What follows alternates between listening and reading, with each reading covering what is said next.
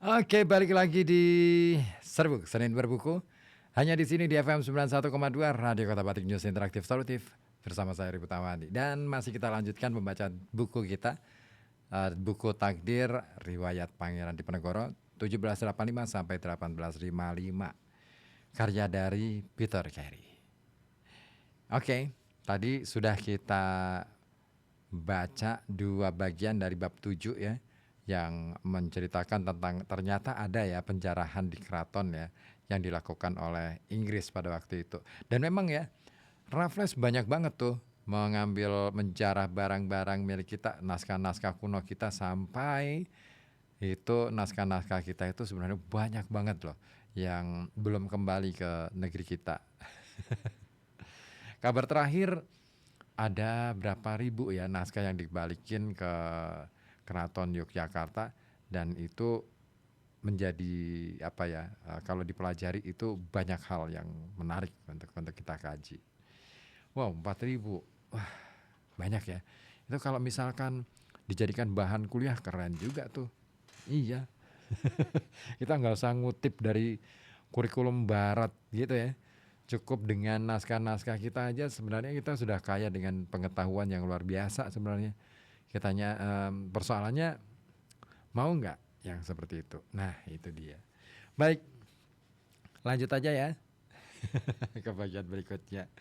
Bagian berikutnya diberi judul kecil, penunjukan Hamengkubuwono ketiga dan persaingan internal. Wah, tambah seru nih konfliknya.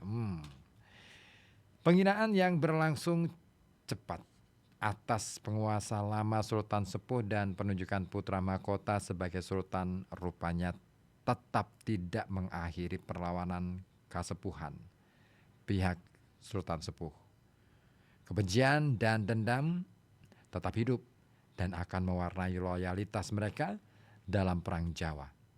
Bahwa lebih banyak pangeran dari Karajan atau pihak Sultan Hamengkubuwono ketiga daripada Kasepuhan yang akan mendukung Diponegoro di tahun 1825. Pada malam setelah kejauhan keraton, pendukung utama Sultan Sepuh, Mangkudiningrat, memerintahkan dilancarkannya serangan mematikan terhadap pejabat-pejabat Karajan di kediaman Tanjin Sing. Patih Kadipaten, Raden Ngabei Joyo Sentiko, dan beberapa penasihat sultan yang baru tewas terbunuh, sementara sang kapiten Cina sendiri menderita luka berat dalam serangan itu. Nah, serangan itu sejatinya tidak membabi buta. Mangkudiningrat sebagai target serangan sudah sangat spesifik dan jelas. Kapiten Cina dan komunitas Tionghoa di Yogyakarta telah mengundang kemarahan orang Jawa akibat dukungan mereka terhadap operasi penyerbuan bala tentara Inggris yang baru lalu. Dan Joyo Sentiko sendiri digadang-gadang bakal menjadi Perdana Menteri atau Patih. Andaikan dia tetap hidup, pertikaian yang kemudian terjadi antara Diponegoro dan orang yang pada bulan Desember 1813 akhirnya menduduki jabatan Patih, Mas Tumenggung Sumodipuro, mantan Bupati Japan atau Mojokerto, mungkin tidak pernah terjadi. Akan tetapi, prosesi upacara penobatan itu sendiri berlangsung lancar tanpa halangan apapun pada 21 Juni. Sangat mengesankan, menurut seorang perwira artileri Inggris yang hadir.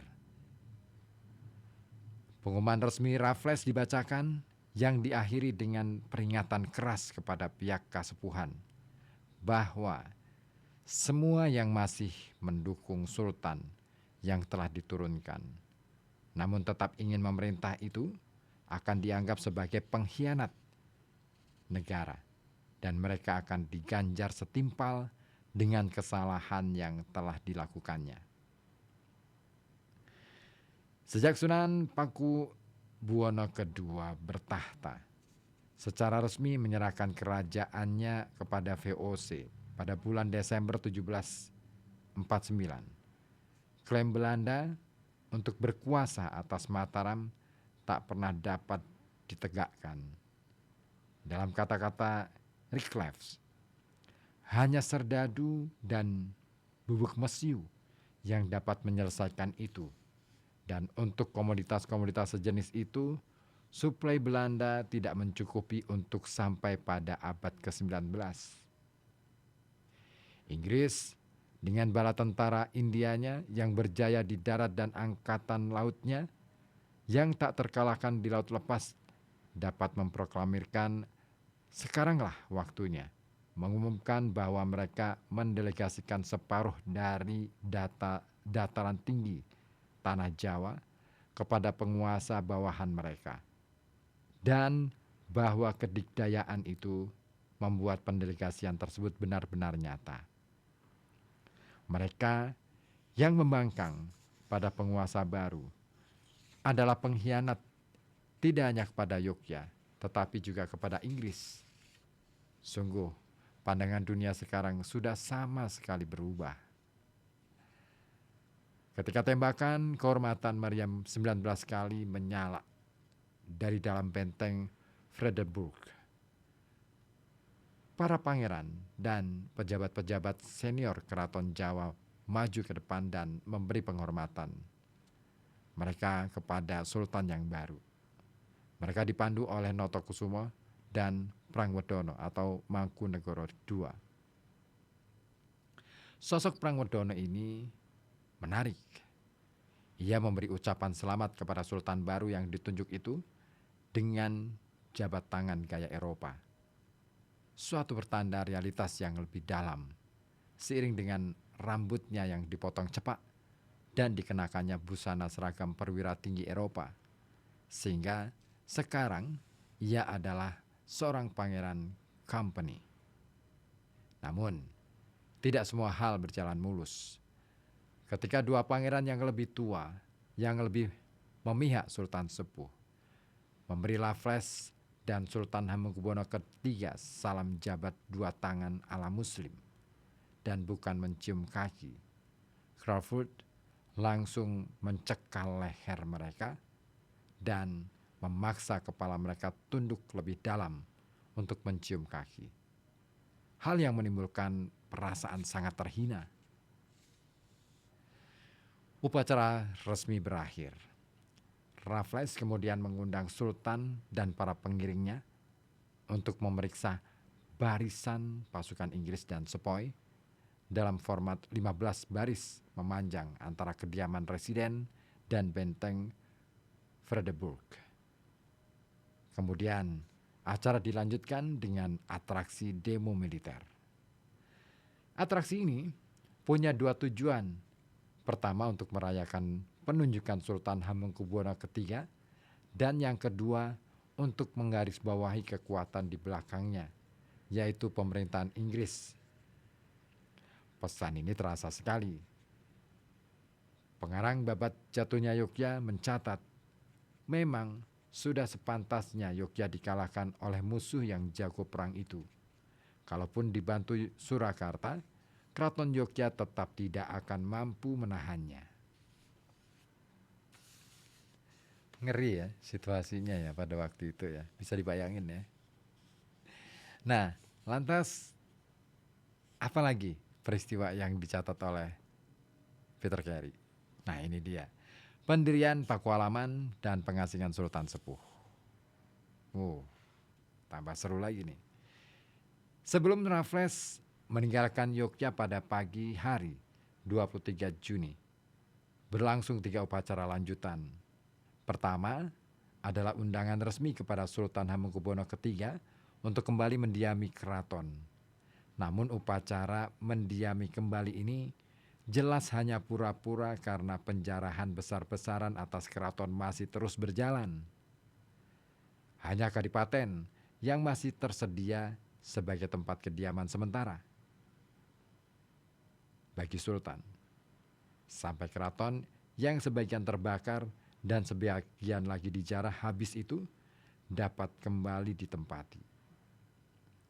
Upacara kedua terjadi pada tanggal 22 Juni di salah satu pendopo keraton yang masih utuh, yakni Bangsal Kencono. Raffles memberitahukan secara resmi aneksasi Kedu dan sepertiga dari wilayah mancanegara timur, Keraton Yogyakarta, sebagai upah bagi operasi militer Inggris yang belum lama berselang. Dan ia juga mengumumkan penunjukan Notokusumo sebagai pemangku kepangeranan tersendiri dengan gelar Pakualam. Dan pembentukan korps Pakualaman yang terdiri atas 100 serdadu atau barisan berkuda. Dan pendirian Pakualaman ini kawan menandai pembagian Yogyakarta secara politis.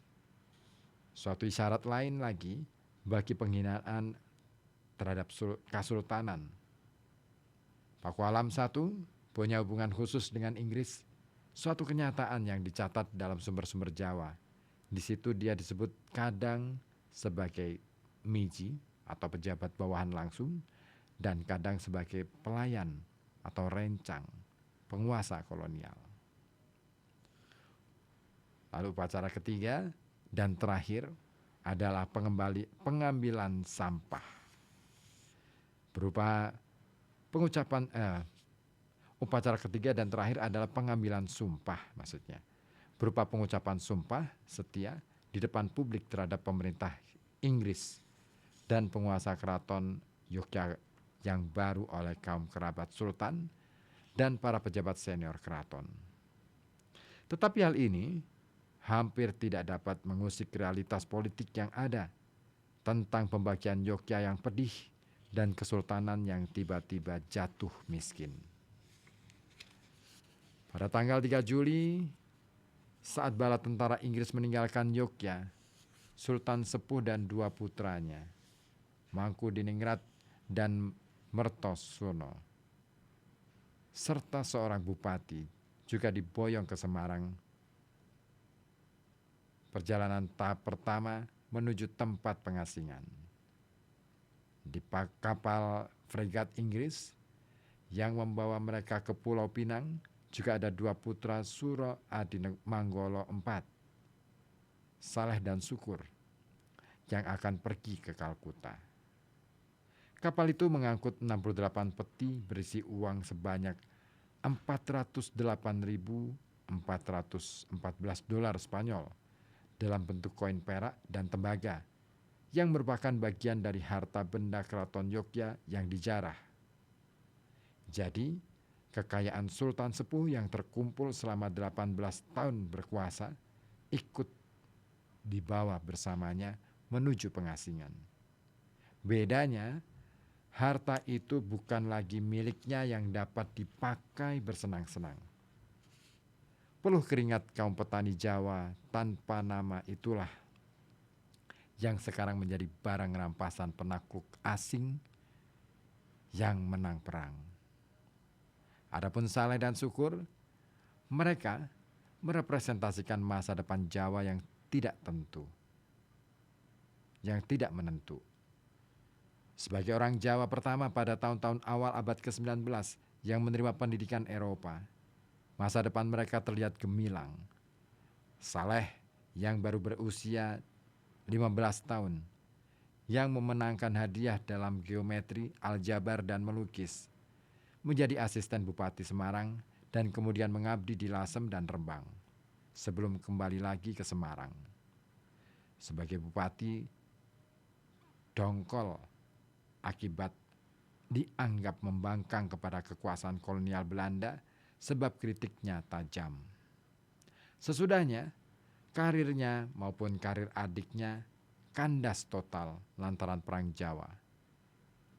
Keputusan Syukur berpihak ke Diponegoro dan mengambil nama Muslim punya pengaruh pada seluruh keluarga besarnya. Penghinaan, pemenjaraan, dan pengasingan segera menyusul. Syukur dan Saleh meninggal di pengasingan di Ternate sebelum Maret 1856 dan ayah mereka sendiri meninggal di Sumenep tahun 1827.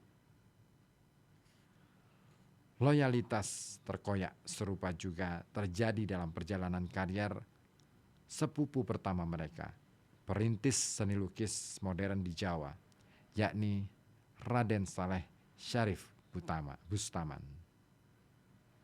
Setelah dibesarkan di lingkungan kerabat Suro Adin Manggolo, dalam tahun-tahun emasnya di bawah Inggris, hidup dan gaya artistiknya kemudian bersentuhan sangat dekat dengan Diponegoro.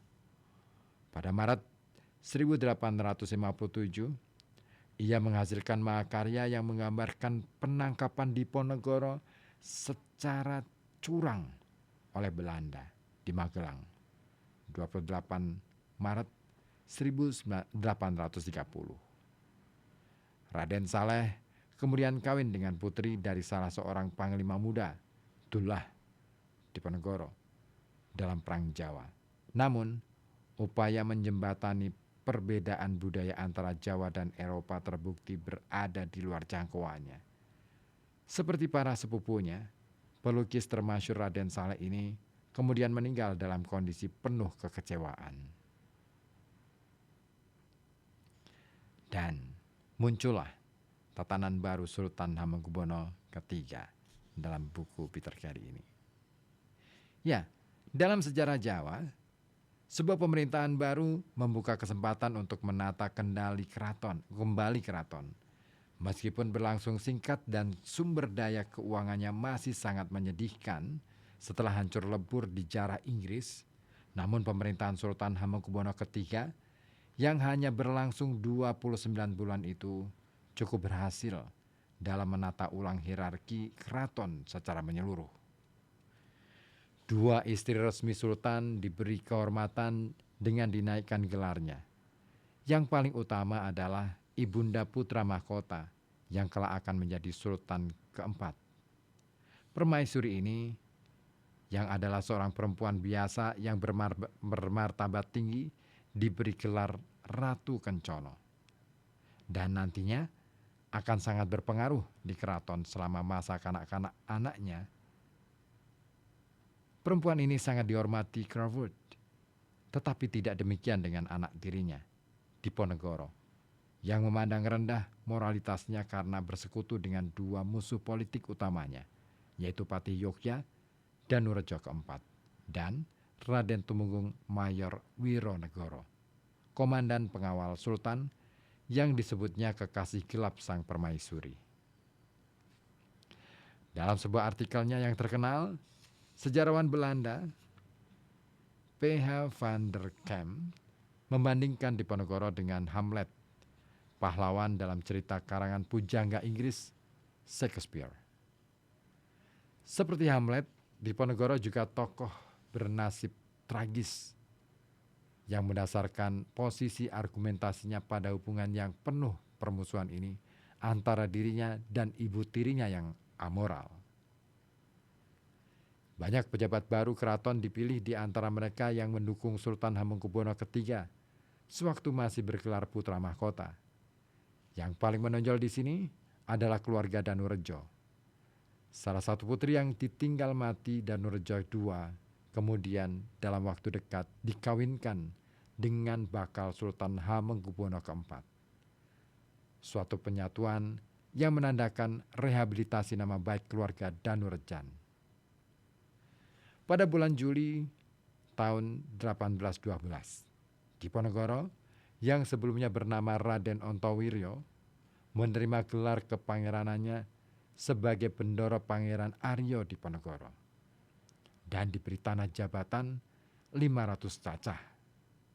Banyak dari tanah-tanah miliknya berlokasi di selatan Yogyakarta, terutama di Bantul. Di sana, pangeran membangun tempat semedi pribadi di Gua Selarong yang berdekatan dengan perbukitan Kapur. Mengingat kemasyhuran atau nama besar Diponegoro, pantas kita mengingat-ingat sejak awal bahwa nama itu bukanlah gelar yang sangat istimewa bagi seorang pangeran Jawa pada masa itu.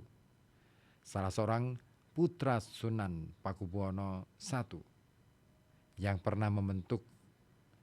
pernah memberontak selama perang Suksesi Jawa Kedua, pernah menyandang gelar ini. Begitu pula suami kedua putri Sultan Mangkubumi, Ratu Bendoro. Pada suatu masa, hanya boleh ada seorang pangeran saja yang menyandang gelar tertentu. Tetapi oleh karena gelar itu telah lama kosong, Sultan Hamengkubuwono III menganggap layak untuk menganugerahkannya kepada putra tertuanya. Dalam perjalanan menuju pengasingannya kemudian, ketika gelar kepangeranannya ia wariskan kepada putra sulungnya sendiri, Diponegoro II.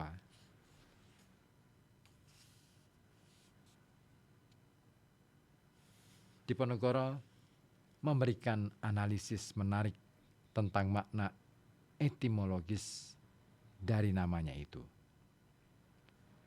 Dipo dari bahasa Sanskrit dipa, berarti seseorang yang menyertakan, yang menyebarkan pencerahan atau yang memiliki hidup dan kekuatan. Negoro berarti suatu daerah, maka Diponegoro berarti seseorang yang memberi pencerahan, kekuatan dan kemakmuran kepada suatu daerah atau negara. Ketika itu, Pangeran Diponegoro barangkali teringat akan ramalan kakek buyutnya yang termasyhur, Mangkubumi, yang mengatakan bahwa seorang dari keturunannya akan bangkit melawan Belanda yang menyebabkan Belanda mengalami kekalahan hebat yang lebih besar dari apa yang pernah dia lakukan. Namun hasilnya hanya Yang Maha Kuasa yang tahu. Nah, kira-kira apa yang bakal dilakukan oleh Diponegoro? Bagian berikutnya akan menceritakan itu. Tapi nanti dulu deh. Saya mau menyapa terlebih dahulu yang sudah bergabung di 0855420912. Ada Takim di Ambu Kembang. Tak khusuk monitor, Mas. Oke. Ternyata dulu Jawa kaya raya ya, Mas. Oh iya, sampai bisa bikin Inggris nyolong kekayaan yang ada di tanah Jawa. Nggak cuman Inggris ya, banyak negara-negara Eropa yang juga nyolong.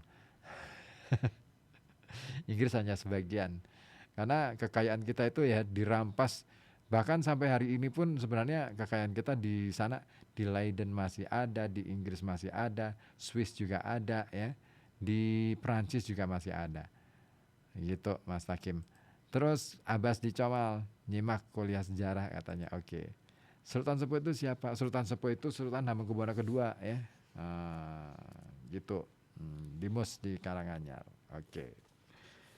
Oke. Saya akan lanjutkan lagi pembacaan saya terhadap buku ini. Tapi perlu oh iya, Adi di Kajen. Siap dengerin di bawah rintik hujan. Hujan ya di Kajen. Sini juga sama ya. Oke, terima kasih deh yang sudah gabung di 0855420912. Ditunggu juga yang lain mau gabung silakan di 0855420912. Masih ditunggu dan kira-kira apa nih? Ini makin seru nih setelah ini. Mau dilanjutin sekarang atau nanti? Nanti aja ya.